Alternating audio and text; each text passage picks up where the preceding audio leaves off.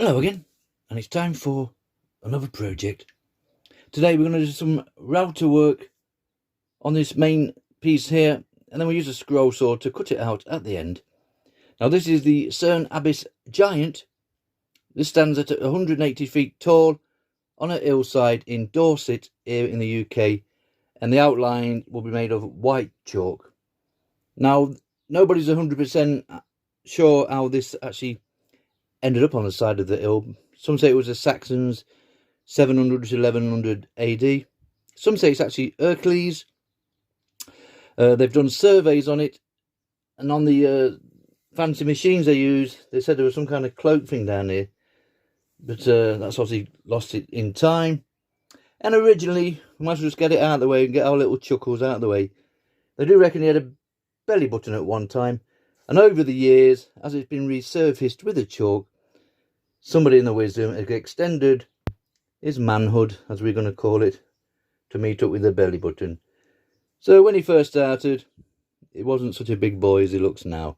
So the belly button has incorporated into his little bits there. I've got to be careful how I word this, I don't want to get thrown off YouTube. Some say it's Hercules, some say it's Oliver Cromwell, and the locals didn't like him, so they added on the manhood extra. Some myths say it was actually a slayed giant that was slayed on the side of the hillside, and the locals went round and basically did the forensic taping, like you see in all the little detective movies.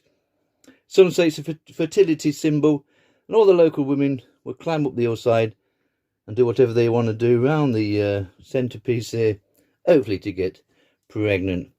I just think it's a cool little project to do. This was on our local news about a week ago, and I just thought, what a cool piece to do. So I found a template, little silhouette, Cerne Abbas Giant, and I've printed it out. It stands in at 20 inches by 17 inches across, and we've stuck it down with our painter's tape onto recycled pine. This will be, you can just see there, it was the start of a back of a door or floor piece or something. So we give it a quick sanding down. We've gone around our template with a pen, and that's nicely transferred our image there onto the pine, as you can see. So we're all good to go with that. Just about fit it in there. So everything's happy days with that one. You notice I've gone around with a pencil just to mark out the areas that we're going to remove, and the idea is to remove all the shaded areas, and then we'll come in with a scroll saw and literally cut it out afterwards. Seeing how the project goes, we might route out some of this surrounding area and then come in and do it in a little section all the way around like that, so it looks like it's been stuck onto a backer basically. But if the wood stays nice and solid and level, we will basically just cut up to the line. We'll see how this progresses as we get into the project, and once it's all routed out, all this shaded area, I'm going to inlay this one with resin, a nice red resin. It could be green, it could be totally multicolored by the time we get to the end of the project. We will see. Now for routing out purposes, I've had a little play here. Normally I would come in with my CNC bits. Those that watch all my little videos, I love these CNC bits, and I would use those to do all the line work with. So you would basically pop that in your adapter collet. They do have a small shaft on these, Dremel size. It's a 3.175mm. So they fit your 1/4 inch router. You do need what they call a reducer collet, and it's basically look a little tube like so, and your CNC bit would slot into there. That's now got a 6.35mm or 1/4 inch shaft shank, and that will fit your router no problem. And like I say, I would normally use this and do all my lines first, just to separate the woods on these areas all the way around, and that would be the end of it for the CNC bit. Now I've had people commenting on certain videos saying, why do you use these first? They're just ideal if you've got lots of pointed corners. You can get a right crispy in with the tip, and as you come into the corner pieces, you would lift your router away from the wood, giving you a nice crisp point. There's not really any on here, and that is the reason why I'm going to go in with the end milling bits. Normally when I've done my CNC bits, I use these end milling bits for clearing out purposes. These are fantastic because they do route out the side walls and also give you a nice smooth base. So today, I think it's only the second time I've done this, we are just going to go straight in for it with a little end milling bit. So you can see from there, we've got one which is a nice little size. That's just enough for that one to get inside those smaller fingers at the top there. And I will basically do all the outline, and as I go along, we'll come back and start clearing it out with the same bit. They come in different sizes. If it's a slow process, we can just pop one of our bigger ones. So no CNC bit today. I will still use those, and I'm quite happy to use those. But today, just straight in with an end milling bit. Pop that into our adapter collet, exactly the same. The reducer collet there, should I say. We'll pop that into our router, and I'm going to set it to about 3mm. I've had a little play over here, if you can see. Might just be able to get it up. We've had a little play there. That's about 3mm. We know that is because we can drop our little CNC bit into one of those. Can we? I don't think we can. Basically down there, and it's flush with that. So we call it 3mm for depth. And I will just clear out all the shaded areas with the end milling bit, and we'll see how it works out. Okay, let's pop that in our router. Set it to 3mm. I do have a little gauge finger that I made out of wood. There's proper depth gauges you can purchase off eBay or Amazon. And I'll just pop that in the router, sit the router on top of there, and we can set it to that. But as it is, we've made some samples here, and I'm going to go for that one. So we set it to that depth, and then we can start routing this one out.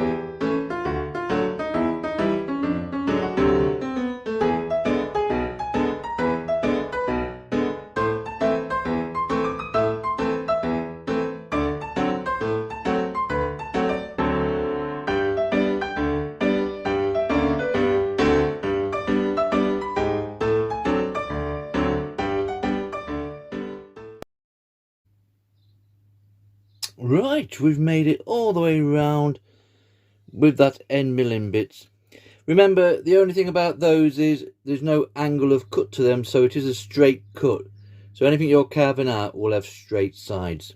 That's perfect for this little project. Remember, we are going to fill this in with resin, whereas your little CNC bits, they do have an angle, be it 15, 20, 30%. They're more spiked at the end, obviously, so as you're routing out, you have a little chafer, a little angle to your cut.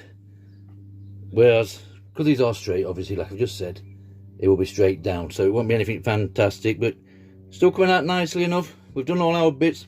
You can just see there, and I say it in all my little videos, when you're routing out, you want to route out up to the line. So when you've gone round, you can more or less, just to say, make out the pencil line in 90% of the project.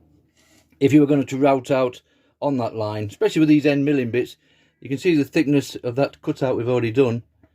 If you were to do that on the line, well, obviously you've narrowed that distance here by half already.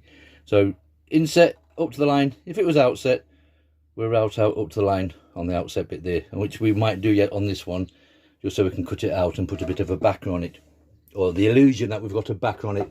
We will see once we've cleared it all out. So the next stage for us is the same bit. It's still in the router. It's set at the same depth. If you notice there, we've already done the face around the chest area, we're going to call it. So we'll just pop the router back in again, and then we're going to remove basically the rest of the body and this club up there. We'll do that next.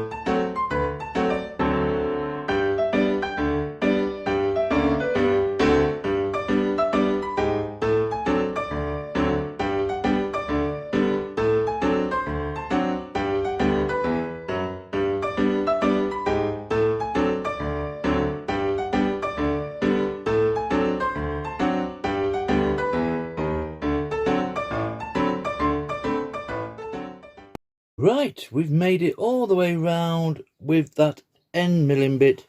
Remember, we use the same bit to do the lines as well as the clear out, and that's come out fine. I will certainly use the same technique or idea in the future.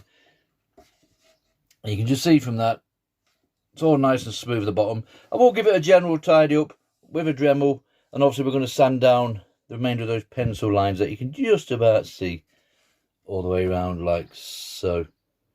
Now originally I was going to simply just cut this out on a scroll saw. Now we have a line to follow there, and I'll just cut that out, leaving that little framework all the way round.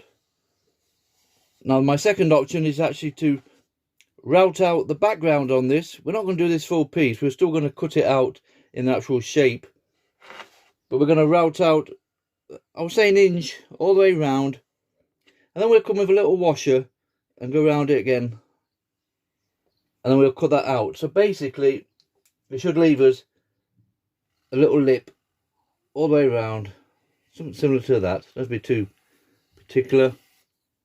So we'll remove all this section here all the way around, and then we'll go, like I say, we'll get a washer, we'll just put it on there and trace around with a washer, and that will give us a nice little lip of maybe 3 to 4 millimeters, and then that will be our final line, and that will be the line we cut out.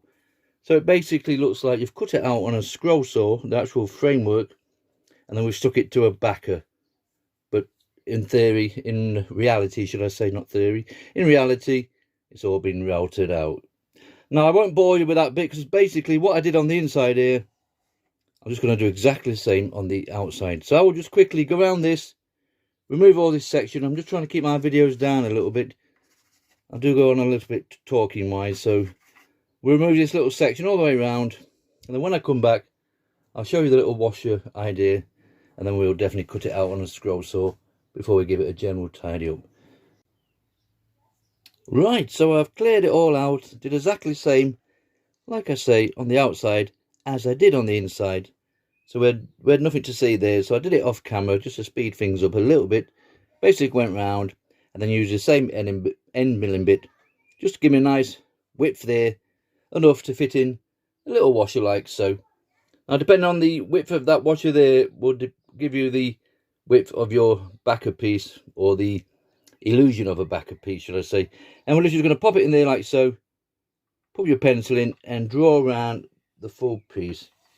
I've already gone around this one just to make sure I could fit all the way around. I did try it previously and it was a little bit tight up here, so I had to get my little router out again and make myself a bit more room. So all the way around like that, no problem. Once you get used to it, it goes around fairly good, and that will leave you a nice pencil line, and that's enough.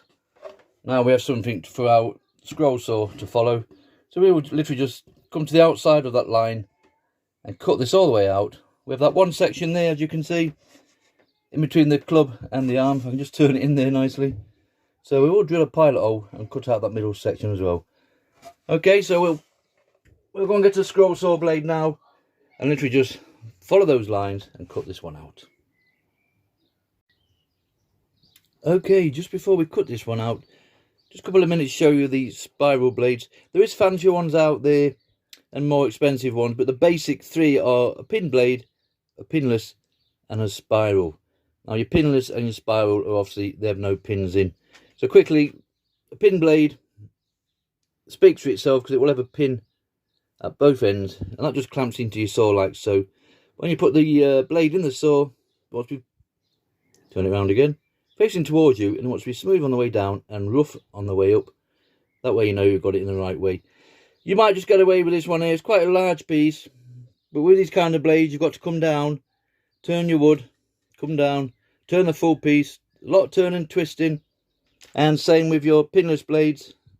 These are more on your more expensive saws. These are ideal for small detail.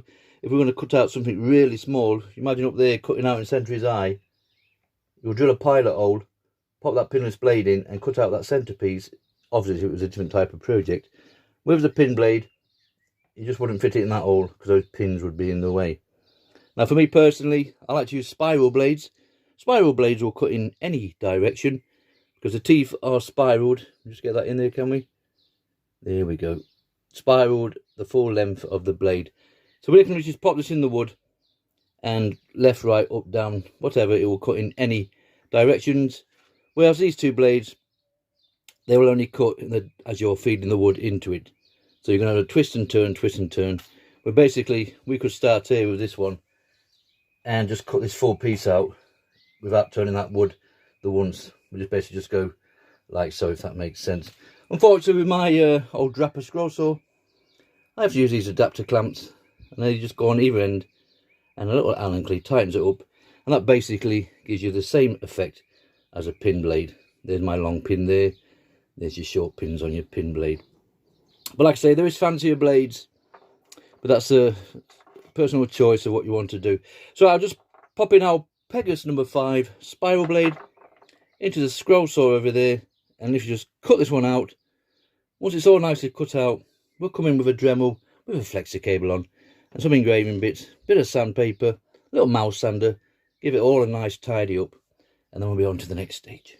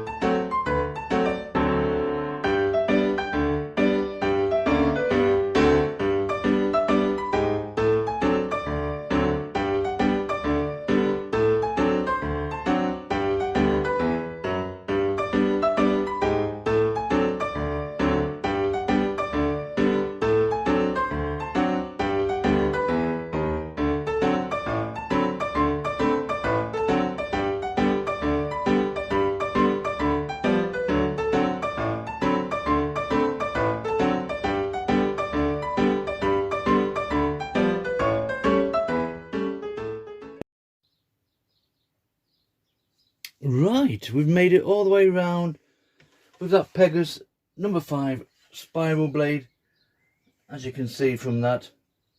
Now, I'm not the best scroller in the world, should I say, but that's what sandpaper's for. But that's definitely near enough for what we want. And you can see from that, we've got the illusion now that we've cut that out on a scroll saw and probably stuck it to the backer. Now, with these spiral blades, you will get little rough nodules on the back. It takes a matter of seconds just to sand it down like that. And the same on the front. Just before we head up towards the resin side of things, I'm just going to give it a nice tidy up. I like to use these engraving bits. These are just eBay specials. Excuse me. They come with different heads on, different shapes and sizes. There we go. Fairly cheap. You get a packet of 30 for next to nothing. And we might even pop on the little drum sander, just so we can go around and give it a nice tidy up. We're just about getting inside with a smaller one. And then good old sandpaper. Just get those edges sorted out. I do find with pine, and remember it is recycled pine, they've actually got pieces stuck together. I'm just trying to see if I could find one on here. It's at an angle, isn't it? There are strips of pine stuck together. So I do find as I'm cutting out, you'll start on one piece and it's going around really nice, and you think you've got this sorted, and then you'll come across another section of pine and it's just a little bit zigzaggy for me. So little ripple effects here. But no great issue. We'll soon get them sorted out. So it's obviously different pines have squashed together, some cut better than others, but remember it's free wood, so you're not going to complain about that, I'm sure. Right, quick general tidy up and then we'll work out what we're going to do next.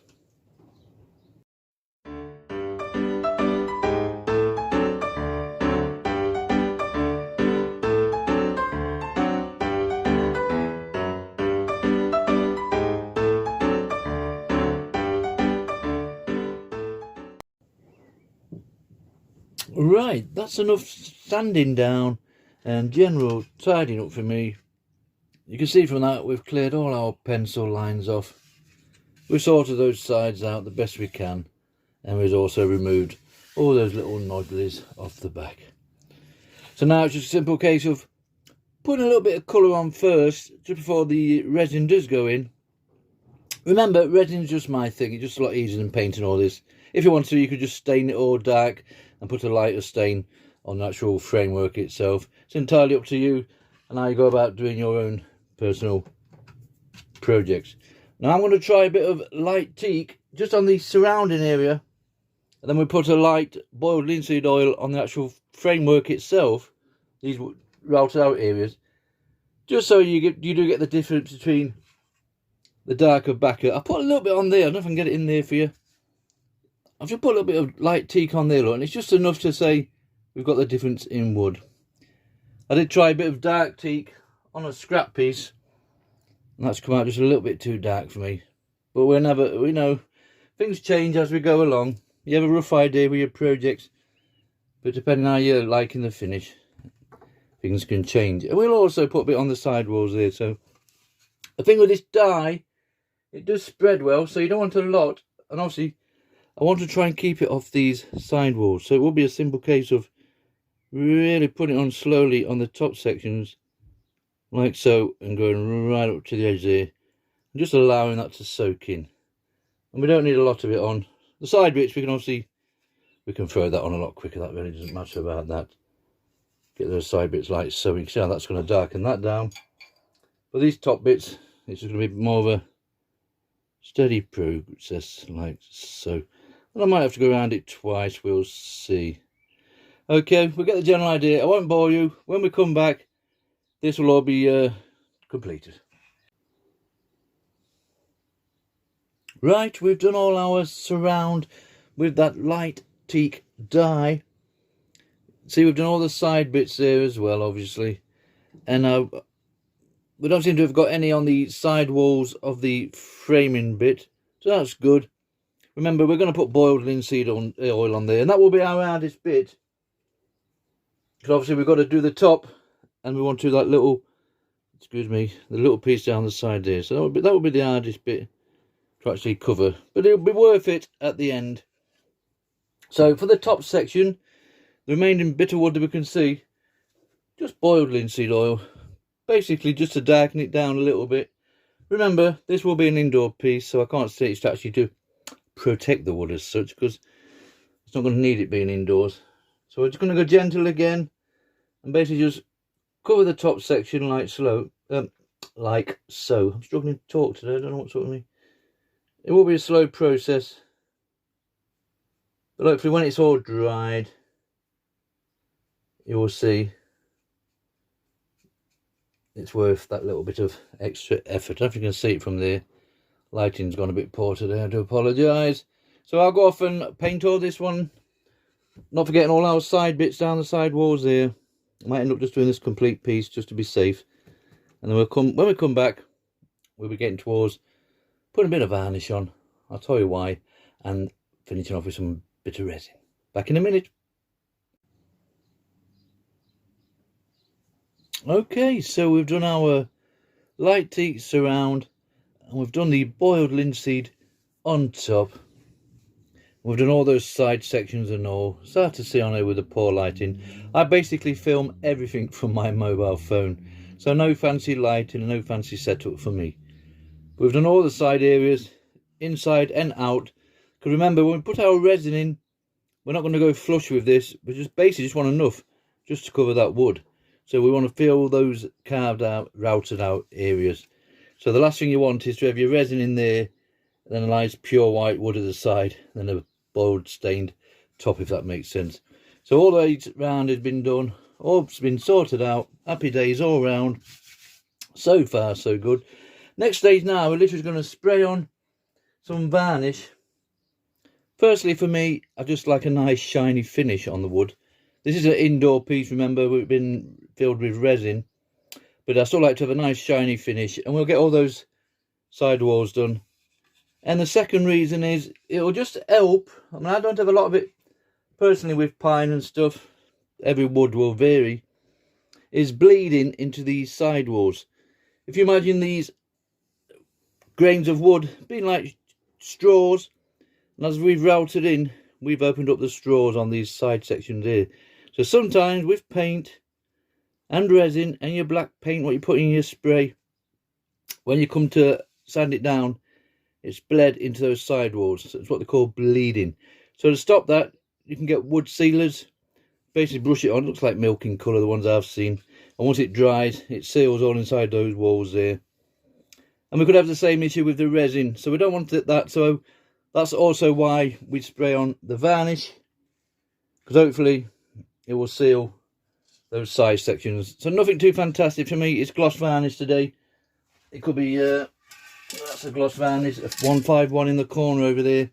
So whatever's to hand, I will go outside and do this 3 or 4 coats. I want a nice shine on it, and you will see the difference in the brown wood on the side there. So I'll go off and spray this, and when we come back, the hard work of the project is finished. It will be a simple case of just mixing up a little bit of resin.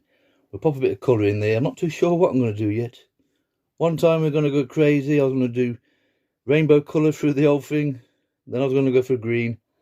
I'll see what colour's in my little acrylic box. We might just do it one colour. I certainly don't want to put on green trousers and a white shirt and all the rest of it. That's going to look a bit too silly. So one colour, just so it stands out as a nice bold project.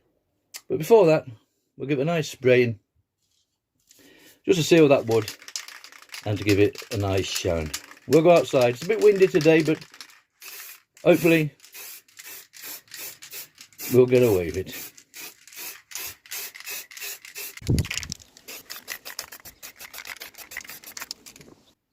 Right, that's enough varnish on for me. 3 or 4 coats, just to say, to give us a little bit of a shine there, and hopefully we've sealed all that wood in between, so we shouldn't have any bleeding with our resin. 3 or 4 sprays on the side, wouldn't have gone amiss, but for my little projects, I'm quite happy with that for now. So the next stage for me is literally going to fill this in with resin. At one time I was going to go a bit crazy and just put multicolored all over the place, and you could do that. That would be certainly a fun project. But for a statement piece, I'm just going to go for one colour, and that is literally just red. So I'm going to mix a bit of red acrylic paint with some resin, and we're going to pour it in enough to basically fill all the wood in. The whole piece, just one solid colour. And then hopefully after 24 hours we'll come back and this little project will be finished. Right, so it's resin time.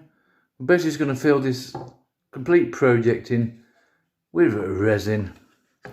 Now we're not going to fill it to the top, just enough so we can still feel around and we know that it's been routed out. Now the resin for me today is Vista 1. You will have A, your resin, and you basically mix it with B, your hardener, by volume, and it's a 1-to-1 mix. So how much A you use, you want exactly the same amount of B, your hardener. I use these little plastic party cups. They're ideal for mixing in, and I just tend to mark off.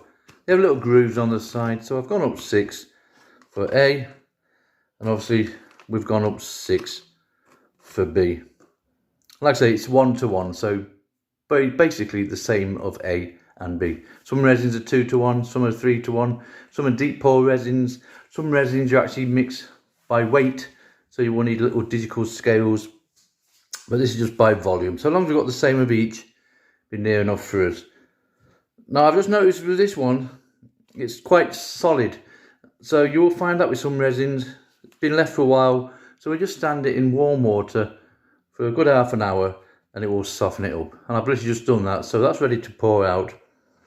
I will do this off camera, but basically we're going to go up to those 2 marks with the resin and the hardener, and I'm going to pop in some acrylic paint, just nice red. There is dyes out there, inks, powders, micro powders, anything you like. I've got stuff here that I've very rarely used now, but just nice acrylic reds. We'll pop that in there, give it a nice mix in. Mixing wise, just cheap knife and forks for me. We get one of those, we can mix it with that, and they have a nice lip at the top there, which is ideal for when you're mixing. You can feed it along like so into your project. And also we have a cocktail stick somewhere, and that will help us just feed it along. I'll do a small batch to start off with. I'd rather do 2 or 3 little batches like so, up to there, and then if we run out we can always mix another batch up instead of mixing too much and we've got nowhere for it to go. Okay, our mix is all ready. Pop in our red acrylic paint, and then when we come back we can basically just fill this one in. Right, so there's our resin all nicely mixed.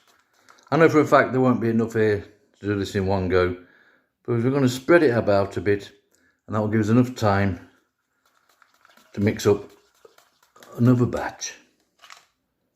Now it's quite warm today, so I've had to wait really till the last thing for it to cool down a bit. You don't want your temperature too hot. Please put your gloves on. You want a nice mask on, plenty of ventilation.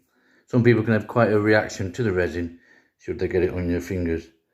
We'll just put a little bit of acrylic in like so. Get that little blob over there. And it's a trial and error thing. You'll mix it and eventually it'll come through like so. It might look orange on the phone as I'm looking at it now, but I can assure you when it's all mixed nicely, it should be nice and red. And you can try a little bit there, and if it's not dark enough, put a bit more in. They do say be careful of certain ratios. They say no more than 10%, but I'll be honest with you, that's never bothered me. I just keep putting it in till I think it looks near. I can honestly say I've never had any issues with resin not setting or curing. So there we go, that's nicely mixed in. We'll put a little bit in here now. We'll just start off just so I can basically get what the colour looks like. Like I said, there you got that little scoop there, but if you wanted to, you can pour it straight in like so.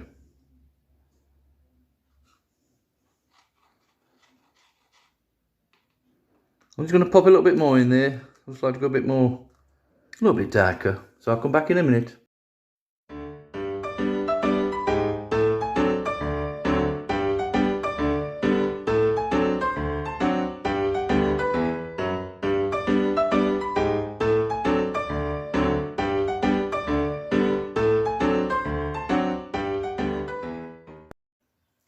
Right, that's it.